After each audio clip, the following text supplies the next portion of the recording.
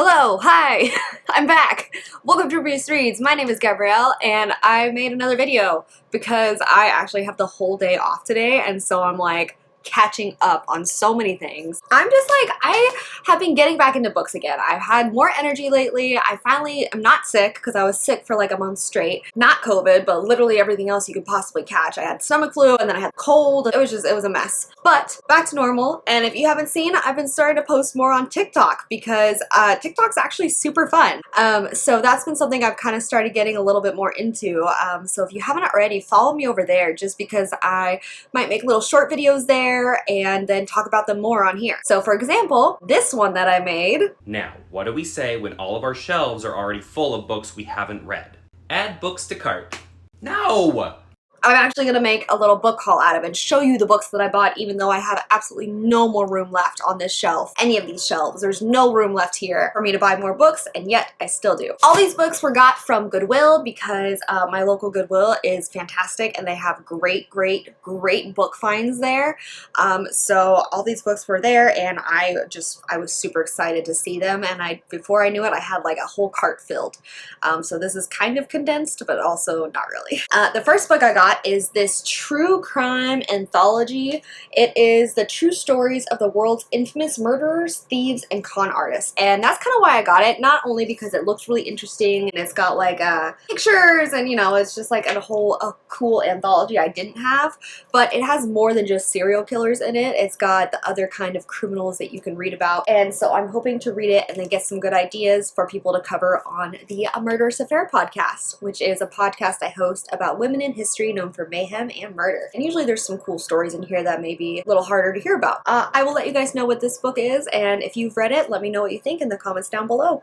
This next book I got because honestly I like the feel of the cover. It's got that like matte feeling on it, and it's Wool by Hugh Howey. It is a story about the air outside being deadly. There's a society where every birth requires a death. This is Jewel's story. This is the story of Wool. So not really too much. Definitely seems like an apocalyptic type book, but I don't think it's a YA apocalyptic, so that's kind of why I wanted to read it. And apparently there might be a movie based on it too. So if there is, I will definitely watch the movie after I read the book and let you guys know how it fares.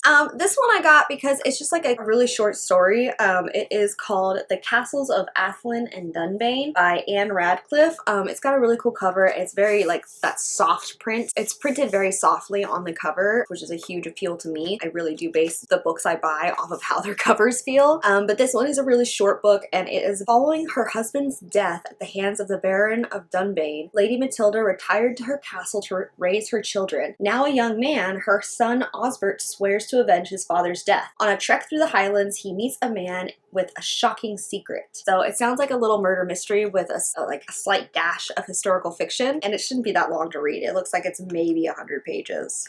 Yeah, 104. This next book I got, it's a little off of what I normally read, but it seems like it will be interesting. It's called A Hitmakers: How to Succeed in an Age of Distraction. And what it kind of talks about is like the psychology why like consumers like what they like, you know? So it's just kind of, I'm always interested to see, you know, how psychology can help analyze, you know, what we think, what we do, and I like to kind of dabble in that field a little bit, where it goes like all the way back from Impressionist art to Star Wars to Etsy to Facebook, and just kind of like talks about how all these things like combine. So I'm really interested in that. This one I got because it just sounds interesting. Midnight at the Bright Ideas Bookstore by Matthew Sullivan. It is a book about a bookstore, which always appeals to me. Basically, I'm not gonna read the whole thing because it's like 3 paragraphs. It sounds like it just got a lot of puzzles and definitely very suspenseful and dark and twisty. So I'm really interested to read this book and just see how it is. I always love books that are set in bookstores. The next book is definitely dark and twisty. This is the book The Zodiac by Robert Graysmith.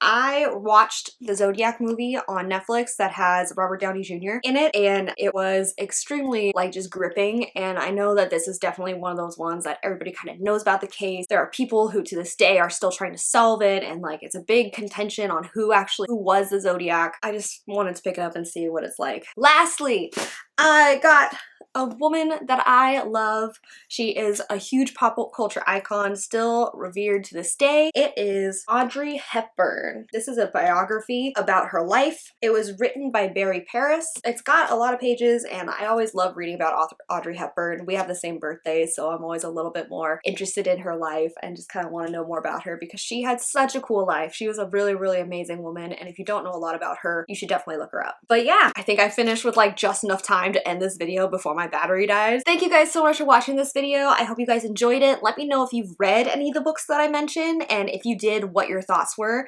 I would love to know if you thought they were good, bad, worth reading, not worth reading. Definitely let me know in the comments down below, and I would love to hear from you. There will be another video up very soon. I can actually say that this time without feeling the pang of guilt that always explodes inside me whenever I say that, because I'm going to be recording a bunch today, so if you see me wearing the same outfit, then that's why. I'm really looking forward to talking more about books with you guys and getting back into the swing of things on BookTube. Yeah, that's pretty much it. Thank you guys so much for watching, and I'll talk to you later. Okay, bye.